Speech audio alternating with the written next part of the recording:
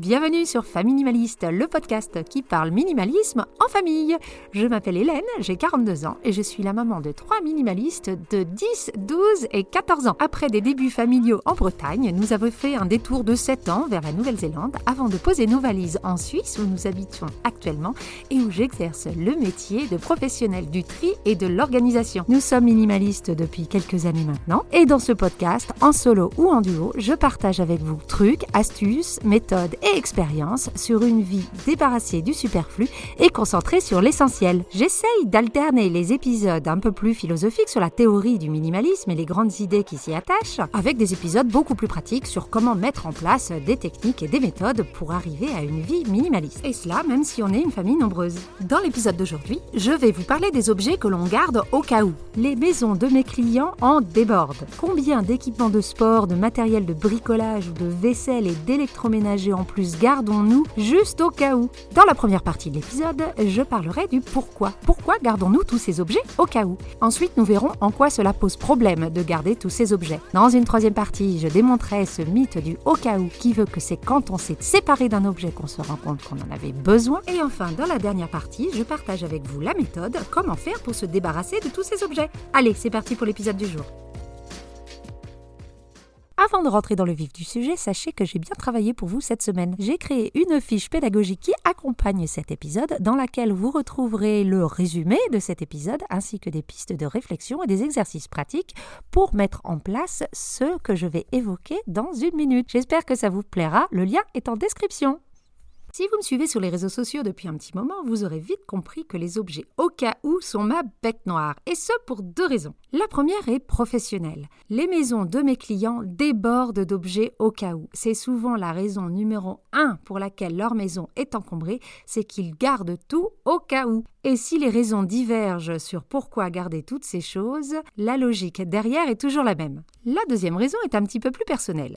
Avant que nous fassions notre grand désencombrement qui a mené à cette vie minimaliste que nous vivons maintenant depuis quelques années, nous avions accumulé énormément de choses parce que mon mari voulait les garder au cas où. J'ai donc une expérience directe et personnelle de l'effet que cette accumulation d'objets au cas où peut avoir sur l'organisation de la famille et sur son quotidien. Rentrons donc maintenant dans le vif du sujet. Pourquoi gardons-nous tous ces objets au cas où? La première raison, c'est une peur de manquer. En tout cas, c'est la raison la plus courante. On a peur d'avoir un jour besoin de tel ou tel objet et de se retrouver le bec dans l'eau car on ne l'a plus apporté. La peur de manquer est souvent quelque chose qui nous est transmis de génération en génération et peut toucher tout le monde. J'en veux pour preuve cette ruée vers le papier toilette et autres produits de première nécessité que l'on a vu dans tous les pays du monde lors de l'épidémie de Covid. Cette peur de manquer est souvent aussi courante qu'irrationnelle dans les sociétés dans lesquelles nous vivons aujourd'hui. Une deuxième raison pour garder ces objets au cas où est le côté pratique. On est persuadé que ce serait beaucoup plus pratique d'avoir cet objet sous la main quand on en aurait besoin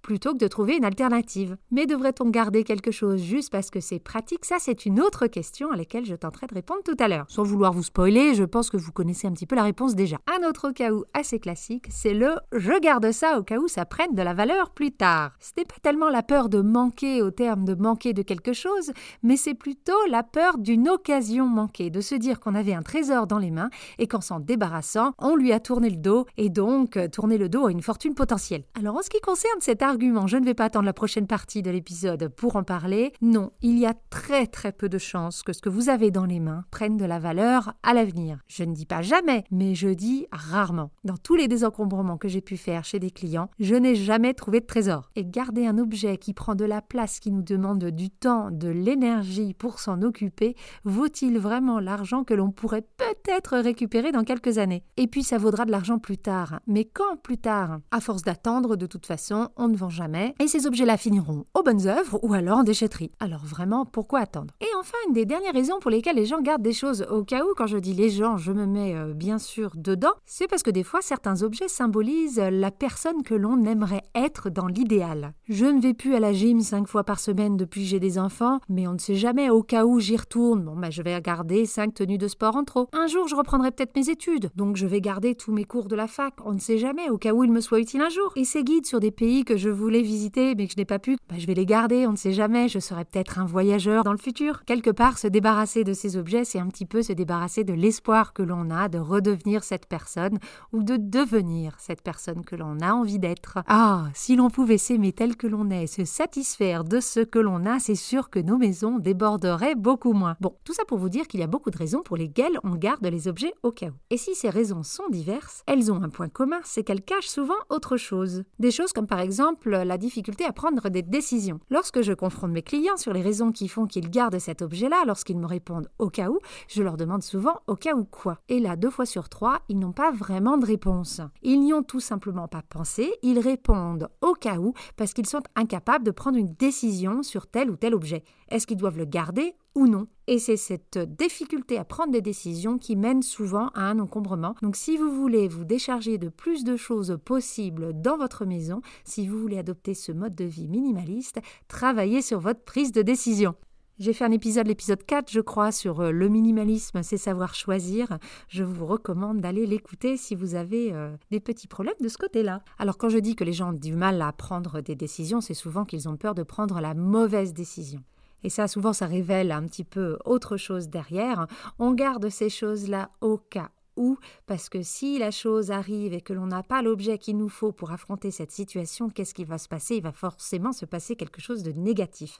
Donc les gens qui gardent des choses au cas où sont souvent des gens qui ont peur de l'avenir, peur du futur, peur de ce qui pourrait leur arriver. Je dis souvent, ce n'est pas une généralité absolue, bien entendu, mais en tout cas, dans mon expérience, c'est ce qui revient le plus. Et enfin, derrière cette justification de « je garde cet objet au cas où », 3 petits points, se cache une espèce de vulnérabilité, une espèce de pudeur. Il y a des objets complètement inutiles, complètement personnels que l'on garde parce qu'ils nous font du bien et il n'y a pas de honte à ça. Mais on a du mal à l'avouer, donc quand on nous demande « mais pourquoi tu gardes cette vieillerie ?», on va répondre « au cas où ». On préfère dire que cette chose-là nous serait utile alors qu'en fait, non, pas du tout, on y est juste attaché. Et on a le droit d'être attaché aux objets. Si cet objet fait partie de votre essentiel, vous pouvez le garder. Pas besoin de s'inventer de fausses excuses. Donc voilà un petit peu le tour d'horizon fini sur pourquoi nous gardons les choses au cas où, qu'est-ce qu'on met derrière ce au cas où. Je trouve que c'est important de faire le point là-dessus. Comprendre sa relation aux objets est une étape cruciale vers un mode de vie plus minimaliste.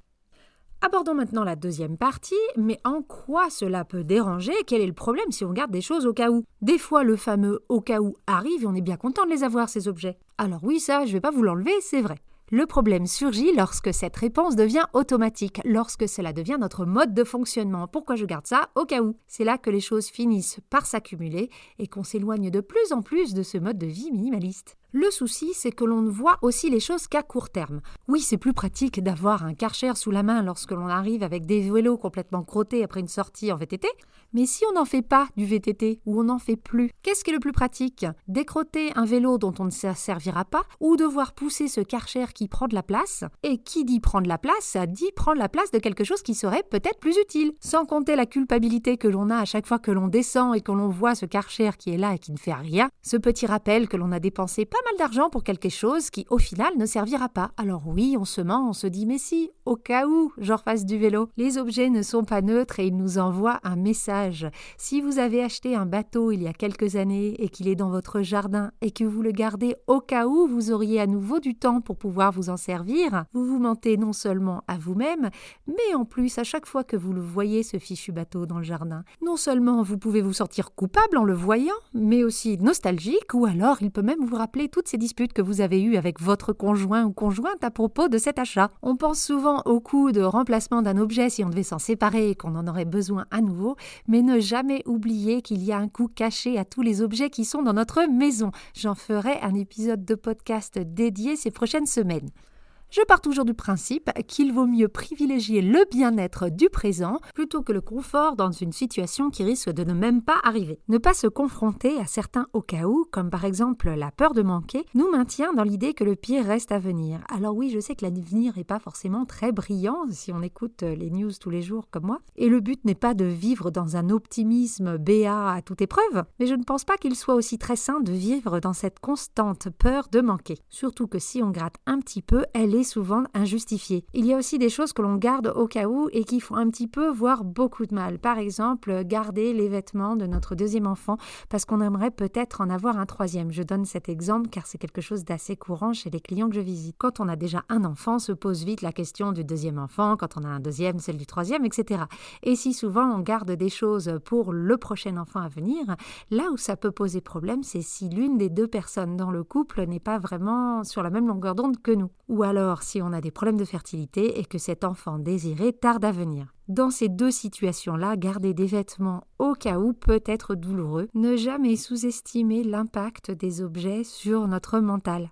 Et enfin, le dernier problème, un petit peu plus trivial et un petit peu plus joyeux, qui peut être engendré par cette accumulation d'objets, c'est que cela tue votre créativité. Il est beaucoup plus facile de garder quelque chose au cas où, plutôt que d'essayer de faire sans cet objet-là ou d'imaginer des solutions alternatives. Et d'ailleurs, si vous êtes quelqu'un qui avait plutôt peur du lendemain, je pense que la créativité vous aiderait beaucoup plus dans des situations d'urgence plutôt que d'avoir tel ou tel objet. Alors on ne parle pas d'urgence vitale, qu'on s'entende bien, rien ne remplacera un défibrillateur.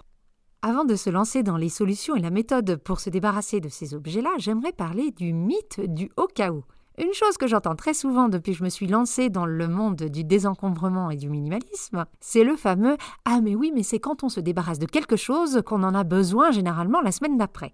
Alors oui et non. Mais vous l'aurez deviné, surtout non. Si vous aussi, vous faites partie des gens qui croyaient à ce mythe de l'objet providentiel qui n'est plus là quand on en a besoin, posez-vous la question. Quand est-ce que ça vous est arrivé la dernière fois ? Non seulement je suis sûre que vous peinerez à trouver un exemple, mais en plus, si vous en trouvez un, je vous mets au défi de me montrer que cela vous a mis dans une situation particulièrement embarrassante ou problématique. Mais ce mythe-là a la vie dure, et ce pour une très bonne raison. Lorsque l'on fait du tri, on découvre des objets que l'on avait oubliés. Donc oui, le jour où on en a besoin, on se souvient qu'on l'avait. Si on n'avait pas fait du tri avant, si on ne s'en était pas débarrassé de cet objet, on aurait sûrement même oublié qu'on l'avait, on serait tombé dans la facilité et on l'aurait racheté.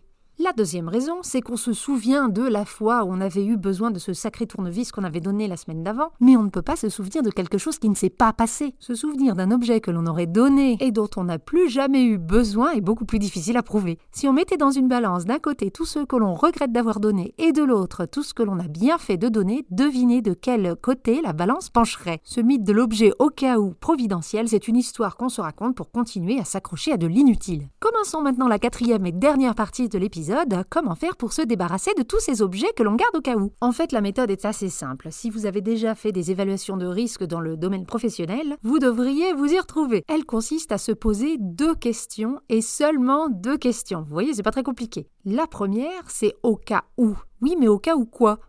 Le but est d'évaluer la probabilité que l'événement que vous craignez arrive. Donc pour pouvoir y arriver, il faut savoir de quoi on parle. Au cas où quoi ? Allez jusqu'au bout de votre raisonnement. Au cas où il y a un tremblement de terre ? Au cas où vous organiseriez un dîner pour 25 personnes ? Au cas où vous recommenceriez à jouer de la guitare ? Ou alors au cas où vos enfants auraient envie de garder leurs petites dents de lait ? Souvent, juste se poser cette question suffit à elle-même. La probabilité nous paraît tellement basse ou le sujet tellement trivial qu'au final, on finit par se séparer de cet objet. Il ne fait pas partie de notre essentiel, il peut donc sortir de notre maison minimaliste. Ou de notre maison tout court d'ailleurs. Une fois que l'on sait de quoi on parle et que l'on a évalué la probabilité que cet événement se produise, on va maintenant explorer les conséquences et essayer de savoir s'il y a des alternatives à la possession de cet objet pour faire face à la situation proprement dite. Donc on se pose cette question, et si je me retrouvais dans la situation que je crains sans l'objet que j'ai entre les mains, que se passerait-il ? Le but de cette question est de se mettre en situation et d'évaluer la gravité des conséquences que l'absence de cet objet engendrerait. Cela nous force également à réfléchir à des alternatives. Voilà pour les 2 questions. Une fois qu'on a la réponse à ces 2 questions, on les met en relation et on se retrouve confronté à l'un des 4 cas de figure qui suit. Le premier cas de figure, c'est lorsque la probabilité qu'un événement se passe est assez haute et que les conséquences de l'absence immédiate d'un objet posent problème. Alors là, il n'y a pas besoin de discuter, on garde l'objet en question. Je vous donne un exemple. Quand on habitait en Nouvelle-Zélande il y a encore 1 an et demi, on a dû apprendre à vivre avec les tremblements de terre. Et on a donc dû se constituer un kit, un sac qui est rempli de choses de première nécessité pour pouvoir sortir la maison et pouvoir survivre quelques jours ou alors quelques heures en attendant l'arrivée des secours suite à un tremblement de terre. Ce sac devait contenir des vêtements, des couches, une radio, une lampe torche. On devait avoir aussi de la nourriture de côté ainsi que de l'eau potable pour 3 jours. Bon, là, vu que les tremblements de terre étaient très fréquents et vu les problèmes que ça aurait pu nous causer de ne pas avoir de vêtements ou de couches de rechange pour le petit dernier, haute probabilité, grosse conséquence, on garde tous les objets qui sont dans ce sac-là. Pour prendre un autre exemple plus près de chez nous en Europe, on parle beaucoup de coupures d'électricité potentielles en ce moment chez nous. On sait que la probabilité est assez haute, donc l'idée de garder des bougies en plus ou un réchaud à gaz pour pouvoir se faire à manger n'est pas une idée démentielle. Ces objets seraient difficiles à se procurer en cas de coupure et les conséquences assez importantes. Alors on ne parle pas de vie et de mort, mais vivre avec 3 enfants, une soirée d'hiver sans lumière, préfère avoir 1 ou 2 bougies à la maison. Dernier exemple encore plus trivial, on garde des ampoules en plus à la maison quand on les achète par paquet de 2 par exemple. Pourquoi on fait ça? Parce que votre ampoule, elle vous prévient jamais du moment où elle va claquer. On sait qu'il y a une haute probabilité que ça arrive. A priori, les ampoules ne vivent pas pour toujours. Et si ça vous arrive un soir, un dimanche ou lors d'un long week-end, vous serez bien content d'avoir votre ampoule. Haute probabilité, conséquences gênantes, voire dangereuses, alternatives inexistantes ou alors non satisfaisantes, on garde. Le deuxième cas de figure est quand la probabilité que la chose se passe et que les conséquences de l'absence de cet objet sont toutes les deux faibles. En gros, ça risque pas d'arriver et si ça arrive, c'est pas si grave que ça. Et ça, je vous préviens tout de suite, c'est la majorité des objets que l'on garde au cas où. Le au cas où que l'on imagine n'arrivera jamais et si l'on n'avait pas cet objet-là, on trouverait une alternative tout à fait acceptable. Je vous donne le fameux exemple des assiettes que l'on garde en trop pour les fois où on invite 25 personnes à manger. Je l'utilise assez souvent parce qu'il est assez parlant et illustre très bien ce propos-là. Les probabilités que vous fassiez à manger pour 25 personnes sont assez basses. Et si vous n'avez pas d'assiette en trop, l'alternative est assez simple. Déjà, vous n'auriez jamais fait à manger pour 25 personnes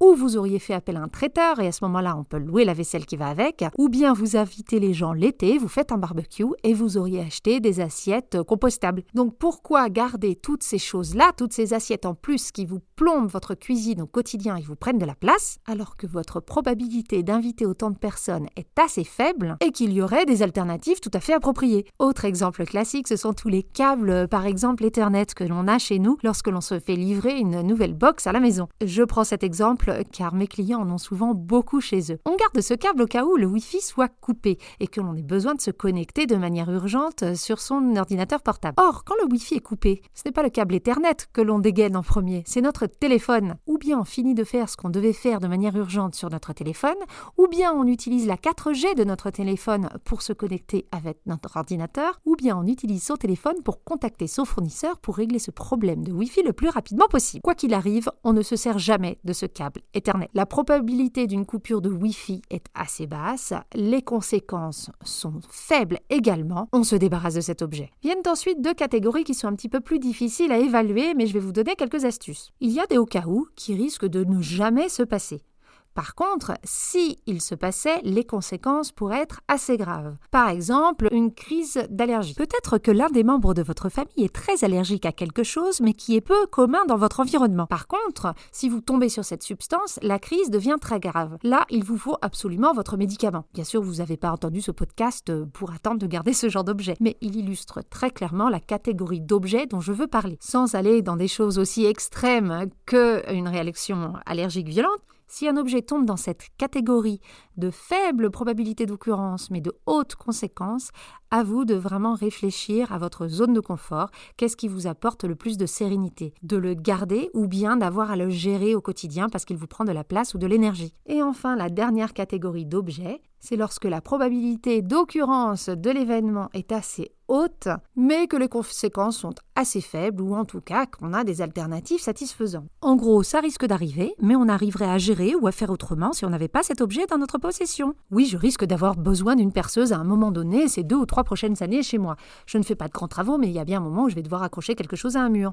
Je suis peut-être pas obligée de la garder, ma perceuse. Je pourrais peut-être me la faire prêter assez facilement par un proche, ou alors je trouverai une autre manière d'accrocher mon cadre sans faire de trou. Pour ces objets-là, je vous propose de réfléchir à la fréquence de cette cette probabilité. Si c'est quelque chose qui va arriver, mais qu'une fois par an, pas obligé de garder l'objet en question. Si c'est quelque chose qui arrive peut-être une fois tous les 3-4 mois, alors là, peut-être que vous aurez envie de le garder. On arrive maintenant à la fin de cet épisode. J'espère qu'il vous aura plu. J'aimerais vous laisser avec cette réflexion. Si un objet vous cause de l'inconfort au quotidien par la place qu'il prend, que ce soit dans vos tiroirs, dans votre cave ou dans votre tête, donnez-vous la permission de vous en séparer. Et ne tombez pas dans la facilité ou dans le stress provoqué par un au cas où. Si l'écoute de cet épisode ou du podcast en général vous donne l'envie d'aller vers une vie plus minimaliste et vous donne envie de désencombrer chez vous mais que vous ne savez pas par où commencer, je vous invite à aller dans la description de l'épisode pour télécharger gratuitement ma liste de tri pièce par pièce. Je vous suggère les objets à garder, à jeter ou à donner en fonction de la pièce que vous voulez trier. Pour toujours plus d'astuces, vous pouvez vous abonner à ma newsletter ou me suivre sur mes réseaux sociaux. Je mets toutes les références dans la description de cet épisode. Et enfin, si vous aimez vraiment ce podcast et voulez me soutenir dans sa création, merci de mettre 5 petites étoiles ou 5 petits cœurs sur votre plateforme d'écoute et de le partager avec un maximum de gens. Je vous dis à la semaine prochaine pour un nouvel épisode. Et en attendant, n'oubliez pas, vivre avec moins, c'est vivre avec mieux.